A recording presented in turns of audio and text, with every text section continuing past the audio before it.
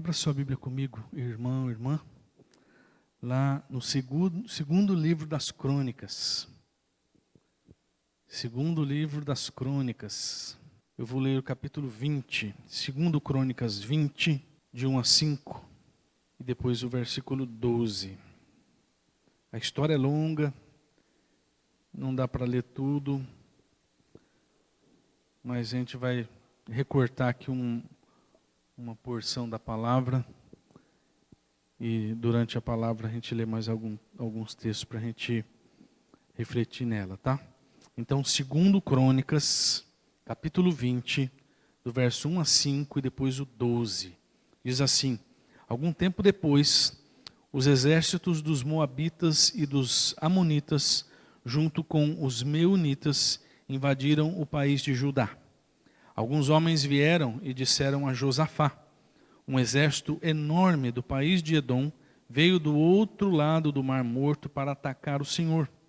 Eles já conquistaram a cidade de Azazão Tamar. Azazão Tamar e Fonte de Gedi são o mesmo lugar. Josafá ficou com medo e orou a Deus o Senhor pedindo socorro. Depois deu ordem para que todo o povo de Judá jejuasse. Todos se reuniram para pedir socorro ao Senhor. De todas as cidades do país o povo veio a Jerusalém. A gente de Judá e de Jerusalém se reuniu no pátio novo do templo, e Josafá se pôs de pé no meio deles. Verso 12. Nosso Deus, castiga essa gente, pois não somos bastante fortes para resistir a esse enorme exército, porque está avançando contra nós. Não sabemos o que fazer e olhamos para ti pedindo socorro. Não sabemos o que fazer e olhamos para ti pedindo socorro. Essa é uma parte da oração de Josafá naquele dia. Vamos orar, irmãos? Deus, clamamos para que o Senhor venha nos dar entendimento da tua palavra e que ela seja a bênção para nós, ó Pai, para que a semente que tu tens a plantar em nosso coração possa encontrar um terreno fértil dentro em nós e dar frutos para a tua glória. Leva cativo a ti o nosso entendimento, ó Pai, todo o nosso ser, para que possamos receber, ó Deus, o teu recado essa noite, em nome de Jesus, amém. Irmãos, desde que Josafá assumiu o reinado de Judá, a nação, o povo de Deus, que naquela época estava dividido em duas partes, povo de Deus dividido em povo de Judá e povo de Israel. Então, desde que Josafá assumiu o reinado de Judá, o povo de Deus viveu em paz por um bom tempo. Josafá foi um bom rei. Então, as guerras pararam de acontecer, e a nação de Judá prosperou bastante naqueles dias.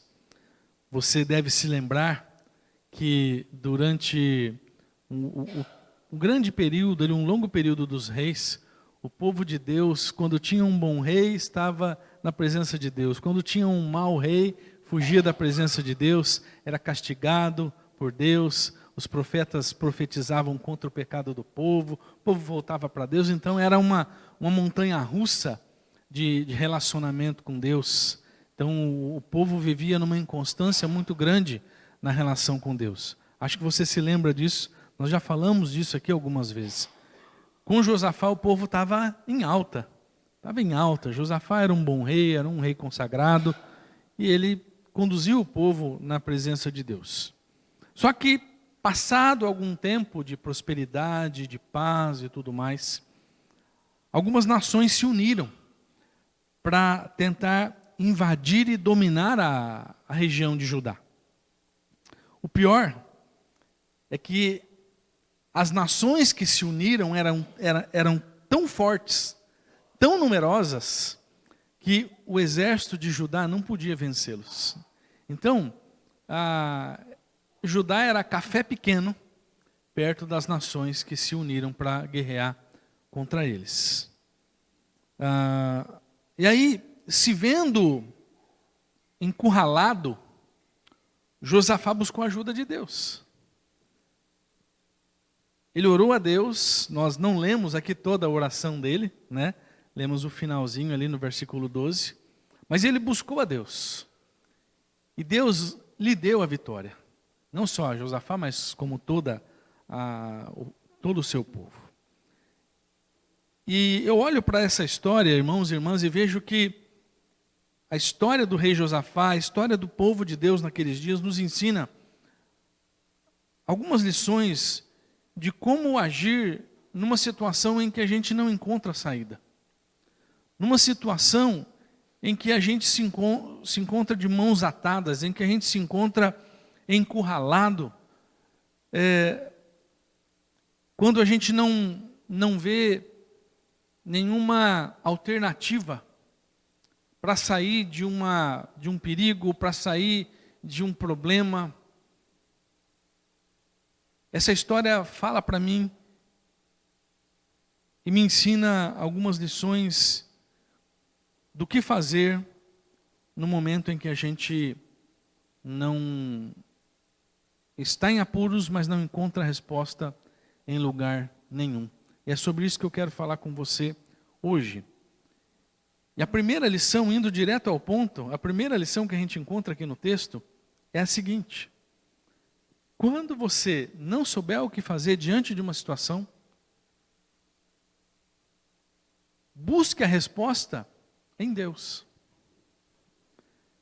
Se você for olhar para a providência de Josafá, a providência que Josafá tomou diante daquela notícia de que ele seria atacado por grandes nações e nações poderosas, você vai ver que foi orar, nada mais. Versículo 3. Josafá ficou com medo e orou a Deus, o Senhor, pedindo socorro. Depois deu ordem para que todo o povo de Judá jejuasse. Ele, como líder, foi buscar a Deus. Ele, como líder, encabeçou, deu exemplo. Lembra da mensagem de domingo?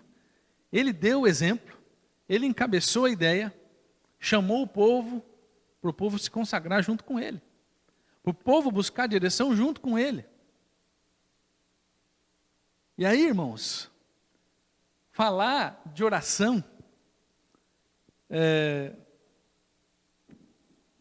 num culto em que a gente dedica a parte final dele justamente à oração, parece chover no molhado, né? Falar de oração dentro de uma igreja para cristãos que já caminham com Deus há tanto tempo, parece chover no molhado. Porque todo mundo sabe que deve orar. Isso é regra básica da vivência com Deus.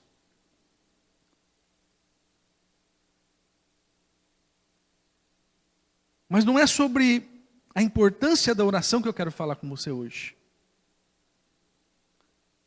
Porque você sabe que tem que orar. Você sabe que orar é importante.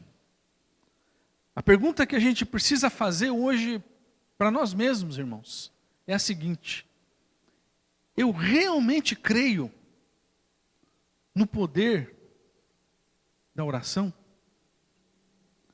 Eu realmente creio na eficácia da oração? Eu sei que eu tenho que orar, mas eu creio naquilo que acontece, naquilo que pode acontecer quando eu oro. Porque quantas vezes, irmãos, a gente já orou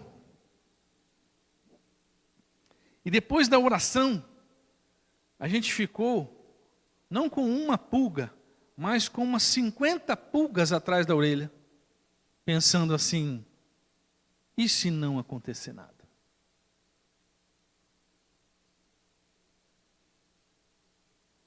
Quantas vezes a gente pediu oração e depois de terminada a oração, a gente ficou com o pé atrás. Será que vai acontecer? Eu mesmo já me peguei fazendo isso. Pedindo por algo, Mas sabe, com aquela fé enferrujada, em que você ora, mas é quase que uma oração por desencargo de consciência. Irmãos, às vezes, a gente ora por desencargo de consciência. Porque você sabe que tem que orar. Porque a tua religiosidade pede isso. E você vai lá e faz. Mas você não está acreditando muito naquilo. O que o primeiro ponto da palavra quer dizer para nós, irmãos, é que nós precisamos sim, no meio de um momento de dificuldade, de não saber o que fazer, é orar. Mas, sobretudo, crer que a resposta virá. A gente não pode se tornar incrédulo a ponto de orar sem acreditar e sem esperar que Deus vai falar conosco ou Deus vai mover algo em nosso favor. Certa medida de medo existe. Agora, o que não pode existir é incredulidade. A gente ora e muitas vezes fica com medo de que a coisa não vai dar certo. Mas o que não pode haver em nós é incredulidade, porque nós não cremos num Deus qualquer. Nós cremos num Deus, irmãos, que abriu o mar vermelho. Nós cremos num Deus que ressuscitou mortos. Nós cremos num Deus que ressuscitou Cristo. Nós cremos num Deus que curou tantos enfermos. Cremos num Deus que transformou água em vinho. Não cremos. Cremos num Deus que fala conosco o tempo todo. Seja em casa, seja nas nossas reflexões, seja nos cultos, seja numa canção. Nós cremos nesse Deus. Então, se eu estou encurralado, eu preciso orar. Mas a minha oração precisa ser carregada de fé, mesmo que haja temor no meu coração. Porque o requisito essencial da oração é fé. Sem fé é o quê? Impossível agradar a Deus. Sem fé é impossível agradar a Deus. Segundo, irmãos, quando nós estivermos pressionados pelas circunstâncias, sem saber o que fazer, precisamos confiar na fidelidade de Deus em cumprir as suas promessas. Primeiro eu oro confiando que Deus vai me dar uma resposta. Segundo, eu confio na fidelidade de Deus em cumprir as suas promessas. Quando Josafá se viu em apuros, numa situação realmente calamitosa, ele apelou para as promessas de Deus. Se você olhar no versículo 7, nós não lemos o versículo 7. Lá diz assim: Tu és o nosso Deus. Ele está orando, tá? Tu és o nosso Deus. Expulsaste os moradores desta terra de diante do teu povo de Israel e deste a terra deles para sempre a nós, os descendentes de Abraão, teu amigo. Josafá estava recorrendo aqui a uma promessa. Ele estava lembrando Deus que Deus tinha feito uma promessa para Abraão. E ele estava falando: Deus tem uma promessa aqui. O Senhor tirou esse povo, colocou a gente aqui por causa de uma promessa tua. Ele estava fundamentado numa promessa. A oração dele estava fundamentada em cima de uma promessa. Não foi uma oração qualquer. Aí eu me lembro do Tiago. Tiago, no seu livro, capítulo 4, versículo 3, ele disse assim: Vocês pedem e não recebem, porque pedem mal. Irmãos, que pancada isso em nós. Vocês pedem e não recebem. Ou seja, vocês oram, mas Deus não faz nada. Por quê? Porque vocês pedem mal. E um dos piores erros que nós cometemos ao orar é não apelar para os compromissos que Deus tem a nosso respeito, para as promessas que Deus tem para nós, irmãos. E por que a gente comete esse erro? Oséias falou exatamente o porquê. Oséias 4:6. O meu povo está sendo destruído porque lhe falta o conhecimento. Jesus também falou isso e Mateus registrou no capítulo 22, versículo 29. Errais não conhecendo as Escrituras e nem o poder de Deus. Muitos crentes não conhecem suficientemente a palavra de Deus a fim de saber quais são as promessas que Ele tem para ancorar suas orações nessas promessas. Não conhece a Bíblia, não sabe a Bíblia, porque não lê a Bíblia. Não lê nem a caixinha de promessa, porque se lesse a caixinha de promessa, sabia as promessas. Você tem caixinha de promessa na sua casa? Ô meu irmão, pelo menos a caixinha de promessa você lê. Tira uma por dia. Mas não vai fazer igual signo não, tá? Horóscopo. Tira uma por dia, lê, medita naquilo. Deixa Deus falar com você. É um versículo só, às vezes 2.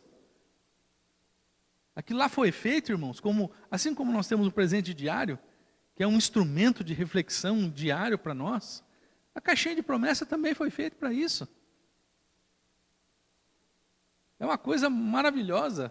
Imagina, quem teve essa ideia, colocar ali, não sei, deve ter uns 100 folhetinhos ali. Você já viu uma caixinha de promessa? Deve ter uns 100 folhetinhos ali. Cada folhetinho daquele é um versículo. E é uma promessa. Meu irmão, vai conhecer as promessas de Deus?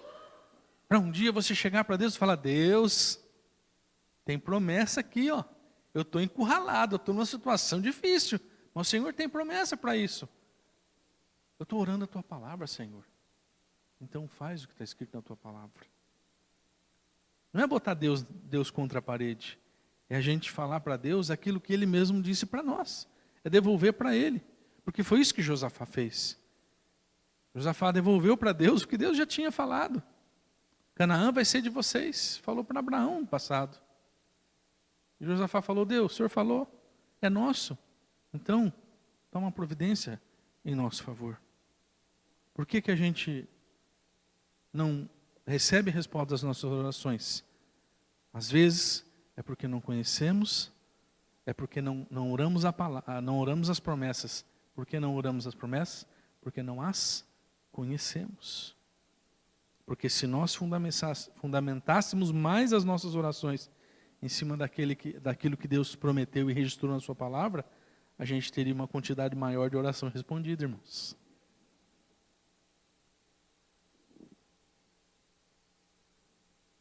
Deus disse para Jeremias, lá no comecinho do livro, Ele disse para Jeremias, Jeremias, eu velo sobre a minha palavra para a cumprir. Ou seja, eu estou atento e estou em cima daquilo que eu falei, para cumprir o que eu falei. Então se a gente ora a palavra, a gente está orando aquilo que Deus está em cima para fazer cumprir. Então meu irmão, você está precisando de bênção, você está precisando de resposta de oração, você está numa situação sem saída, comece a orar a palavra. Ah, pastor, mas eu não sei. Conheça a palavra, busque a palavra, nem que seja a sua caixinha de promessa. Deus vai falar com você. Amém? Terceiro lugar, meu irmão, eu vou até o quarto hoje, tá? Não vou dividir meu sermão hoje não, hoje eu quero ir até o quarto. Terceiro, quando você se sentir de mãos atadas, diante de qualquer situação, leve a sério a voz de Deus. Leve a sério a voz de Deus. Quando Josafá orou a Deus, Deus imediatamente respondeu a oração de Josafá através de uma palavra dita pela boca de um camarada chamado Jaziel. Se você tiver comigo, versículos 14 a 17. De repente, o Espírito de Deus desceu sobre um levita que estava ali no meio do povo. Chamava-se Jaziel e era descendente de Asaf. Jaziel era filho de Zacarias, neto de Benaías, bisneto de Jeiel e trineto de Matatias.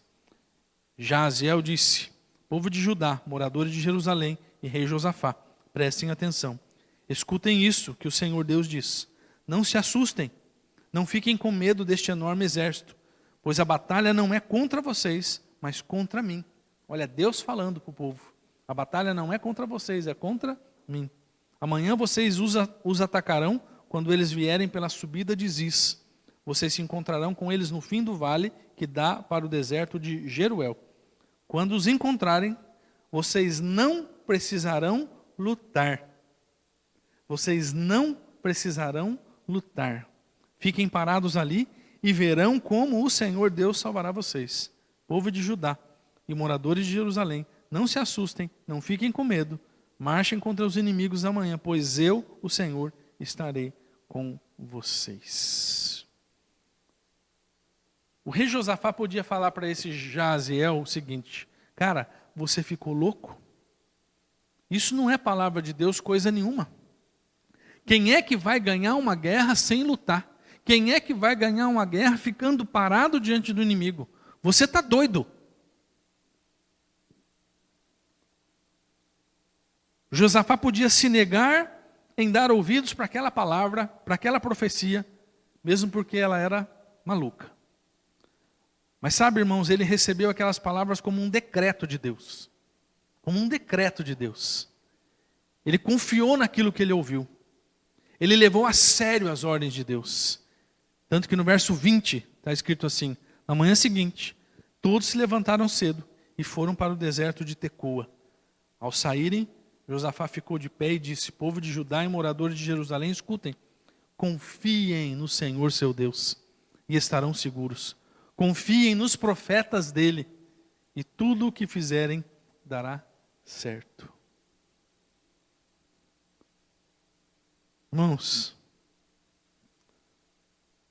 tanto aquilo que a gente lê na Bíblia, quanto aquilo que o Espírito Santo fala ao nosso coração, deve ser levado a sério. Porque Deus não estava de brincadeira quando Ele registrou as suas orientações na Bíblia toda. Deus não estava de brincadeira quando Ele inspirou todos os homens e mulheres que foram escrevendo a Bíblia.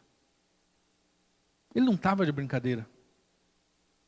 Ele queria que a Bíblia saísse do jeito que ela saiu, para nos trazer orientações claras daquilo que Ele queria para nós. E o Espírito Santo de Deus não está de brincadeira quando Ele fala com a gente. O Espírito Santo não está de brincadeira quando um pastor, um servo de Deus, uma serva de Deus está pregando e está transmitindo uma mensagem.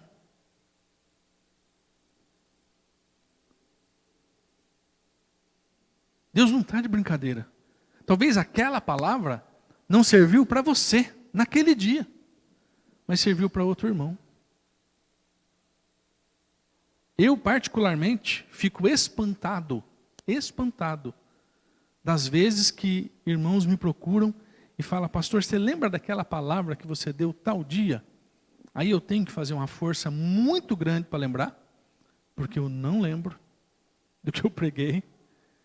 Aí às vezes eu lembro, ele fala: você falou tal coisa. Eu falo: eu falei isso? Aí eu lembro: peraí, eu não falei isso. Mas foi isso que eu entendi. E naquele dia, com aquilo que você falou, eu fui abençoado assim, assim e assado. Irmãos, o Espírito, o vento sopra onde quer. Lembra desse texto? Está em Atos dos Apóstolos. O vento sopra onde quer. O vento é o Espírito Santo.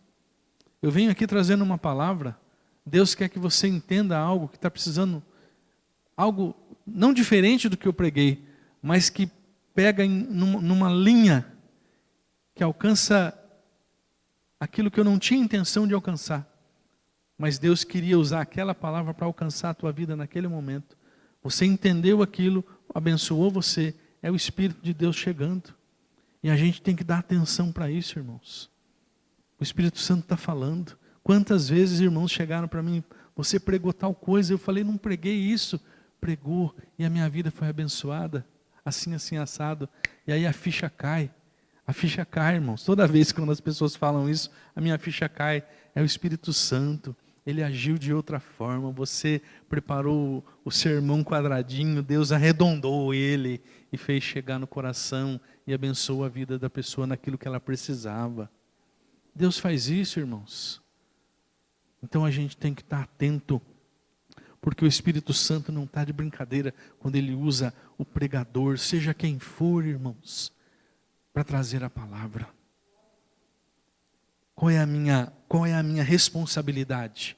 Se eu estou numa situação de dificuldade, eu já orei, eu já falei para Deus das promessas, o que eu tenho que fazer? Levar a sério o que Deus falou comigo. Levar a sério a voz de Deus no meu coração. E por último, irmãos, eu preciso aprender a usar a ferramenta do louvor. Eu preciso aprender a usar a ferramenta do louvor. Eu queria que você visse comigo, se você tiver com a Bíblia aberta, versículos 21 a 24. 21 a 24. Lá diz assim, ó. Para você não se perder, preste atenção só na leitura. Depois de consultar o povo, Josafá ordenou que alguns cantores vestissem roupas sagradas e marchassem à frente do exército, louvando a Deus e cantando assim: Louvem a Deus o Senhor, porque o seu amor dura para sempre. Logo que começaram a cantar, o Senhor Deus causou confusão entre os moabitas. Olha só, logo que começaram a cantar o quê? Louvores. Deus causou confusão entre os moabitas, os amonitas e os edomitas. E eles foram derrotados. Os amonitas e os moabitas atacaram os edomitas e os destruíram completamente. Depois os amonitas lutaram contra os moabitas e os dois lados também acabaram se destruindo. Quando o exército de Judá chegou a um lugar alto no deserto, eles viram o chão coberto de mortos. Ninguém tinha escapado com vida. Perceba o que aconteceu aqui. Deus falou para eles: vocês não vão lutar. Vocês não vão lutar. Aí o que eles usaram como arma? O louvor. Saíram louvando. Quando eles saíram louvando, o espírito de confusão tomou conta do exército inimigo. Eles brigaram entre eles, se mataram lá. O exército de Deus chegou, estava todo mundo morto. Eles não precisaram fazer nada. Perceba, meu irmão, que existe um detalhe aqui. O povo de Deus não louvou porque venceu a batalha. O povo de Deus louvou para vencer a batalha. Aquelas pessoas usaram o louvor como instrumento de vitória. E a gente precisa aprender essa lição urgentemente e definitivamente. Por quê? Porque a gente tem uma tendência muito grande de louvar só depois que a gente ganha a bênção. De glorificar só depois que a gente ganha a bênção. Mas no momento que a gente está na luta, o que a gente faz? A gente só clama. Ah, Senhor, ah, Senhor, ah, Senhor, faz isso, ah, Senhor, tem misericórdia. Quando Deus faz, aí a gente louva. A experiência de Josafá diz para nós que o louvor já tem que ir por antecipação. Senhor, eu te louvo pelo que o Senhor vai fazer. Eu te louvo pelo que o Senhor há de fazer. Eu não sei a fonte, irmãos, eu não sei a fonte do que eu vou falar. Deve ter sido algum vídeo que eu vi aqui no celular. Algum testemunho que eu vi aqui no celular. E assim, está bem apagado na minha mente. Mas me parece que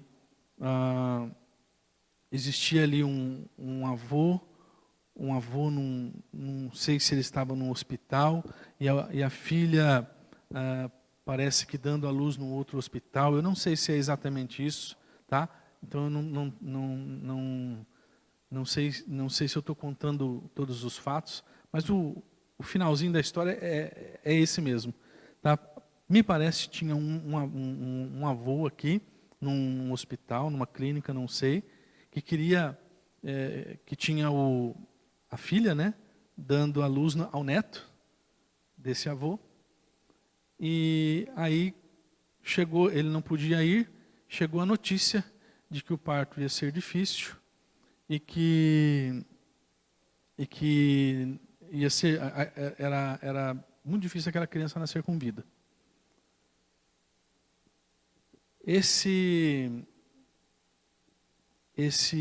avô começou a orar e a louvar. orar e louvar, orar e louvar. A criança nasceu morta. Nasceu morta. Quando a médica chegou para fazer o atestado, não é atestado de óbito, a causa-mortes ali, acho que é isso, né? Causa-mortes. Ela percebeu que havia algo errado. Foi verificar. A criança estava viva. Estava viva.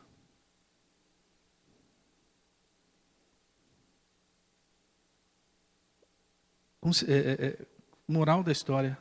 Moral da história. Teve problemas, realmente, nasceu sem vida, mas Deus operou um milagre. Por quê?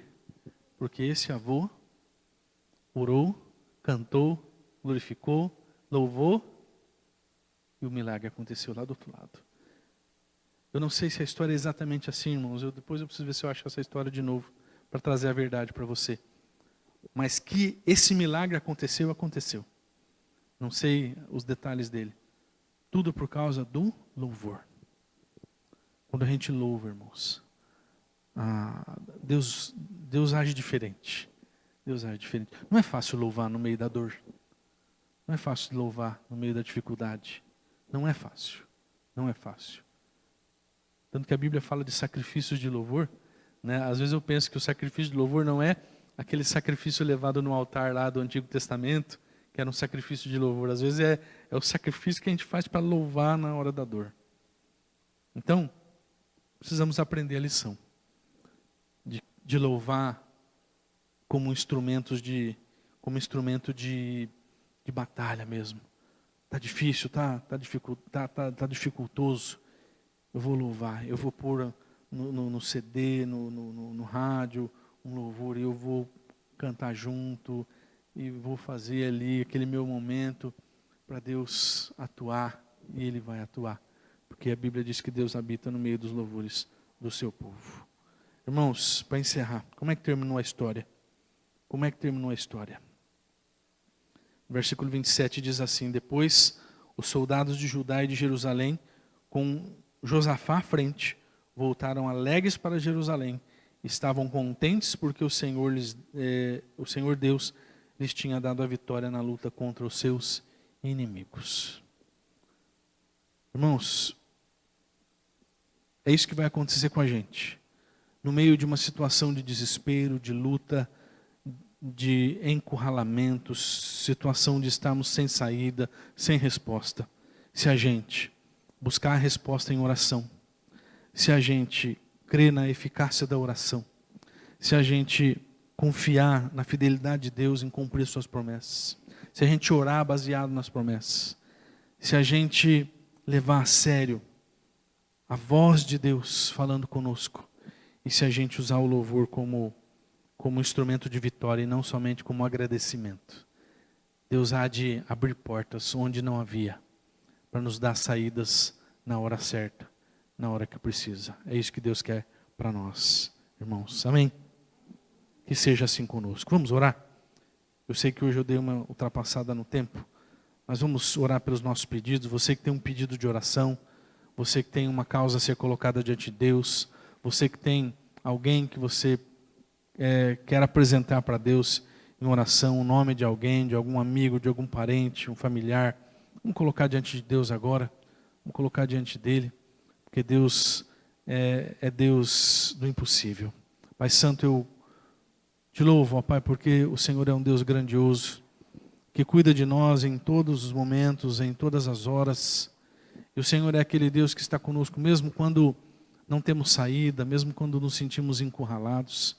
Que as lições de hoje, Pai, que a gente aprende na Tua palavra, com as experiências do Teu servo Josafá, sejam plantadas em nosso coração, para que nós possamos viver de acordo com esses ensinamentos. E quando nós estivermos vivendo situações de luta, de dificuldade, em que a gente se vê sem saída, Pai, nós possamos recorrer a esse ensinamento e ver o Senhor fazendo maravilhas em nossas vidas, na vida daqueles que amamos, ó Pai.